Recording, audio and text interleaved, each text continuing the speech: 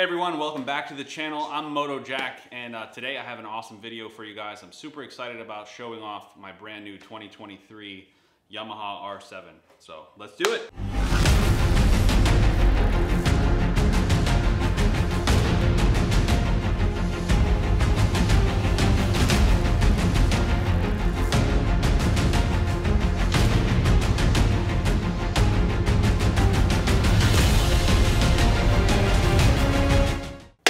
There she is. I'm very excited about this bike. I've ridden it about 600 miles so far, and this is my like 2-3 week review on it. And honestly, couldn't be more happy. We're gonna get into everything that I'm gonna do to it and my thoughts and feelings about its setup and its weight and seating position and all of that in just a few seconds. First and foremost, I want to go through the specs. So we're gonna play a little bit of cool cinematic footage that I've already gotten while I go over what this bike actually looks like on paper, and then I'm going to talk about my pros and my cons and everything that I like and a few of the things that I don't like. So let's do that. So this is the 2023 YZF R7. Is the Intensity White, which is a pearl white with a blood orange accents. It is the first year for this color, and as of right now is very rare. It's a 689cc liquid-cooled 4-stroke engine that is fuel injected. It only weighs 414 pounds and boasts almost 60 miles per gallon. All right, so you've seen, I guess, some cinematic footage and you've heard the specs of the bike, but let's talk about it from an aesthetic point of view. I think it's one of the best looking sport bikes on the market right now, especially in this color combination. As I mentioned, the Intensity White with the blood orange accents is super rare, and it is the first year for this color. From the front, it looks fantastic. The front profile with a single headlight in the middle. I just think it's one of the best looking sport bikes that's out at the moment. Let's talk seating position. Seating position on the R7, you get a really nice, comfortable, forward-leaning stance.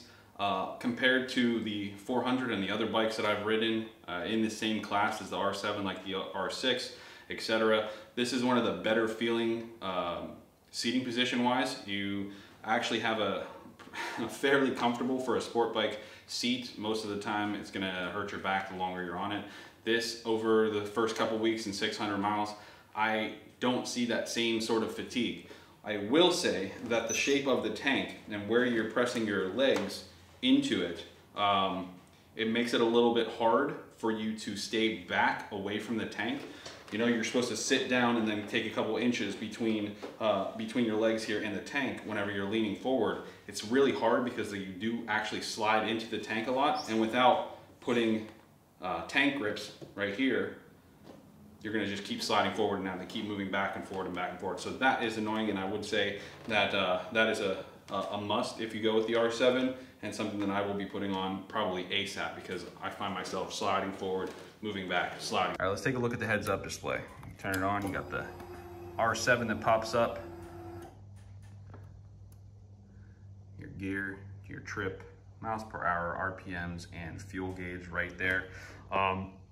It is a pretty good looking motorcycle from your seating position. As I mentioned before, you have good visibility through the windscreen if you have to tuck. The one thing that I will say that I do not like, and I still have yet to find a solution, is they put this bar all the way across right here, and there is not a spot for a quad lock or a ram mount that comes stock. You have to replace this nut if you want to put a ram mount down the center stem, and there's not any room on the sides for the quad lock around the bar. So I have yet to find a solution, and it seems to be a common frustration across anybody that has an R7 right now.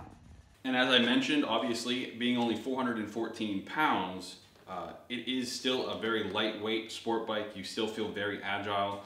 One of the main complaints that people have whenever Yamaha did away with the R6 and went into the R7 was the downgrading of the horsepower. So you have a little bit less horsepower than its predecessor, the R6, and this, which was only a 600cc motorcycle, still had more power in general. This is agile, it's lightweight, it still has enough power to play in the same class as that. I don't care what anybody says, that extra horsepower, unless you're going 150 miles an hour, which,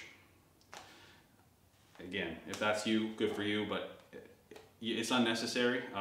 And so for what you're getting and what you're actually able to do with this motorcycle, it is, in my opinion, some of the best money you can spend on a mid-class sport bike right now. At only $9,200 MSRP, it is realistically probably the best bang that you can get for your buck.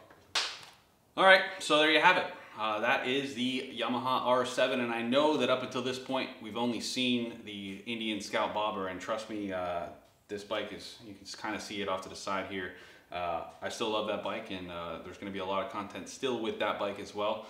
I just missed having a sport bike, and I'll say after 3 weeks, I am very happy with the Yamaha R7, and the color combination, the way it rides, the performance out of it, it is just enough. And like I mentioned, it's probably the best bang for your buck in sport bikes right now, in my opinion.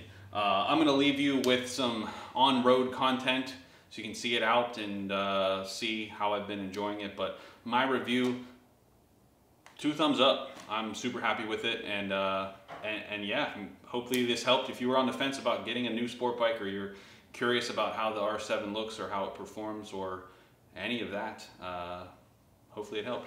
You can leave me questions in the comments below, and obviously, thanks for coming by. I appreciate you watching this video, and until next time, ride safe and ride your own ride.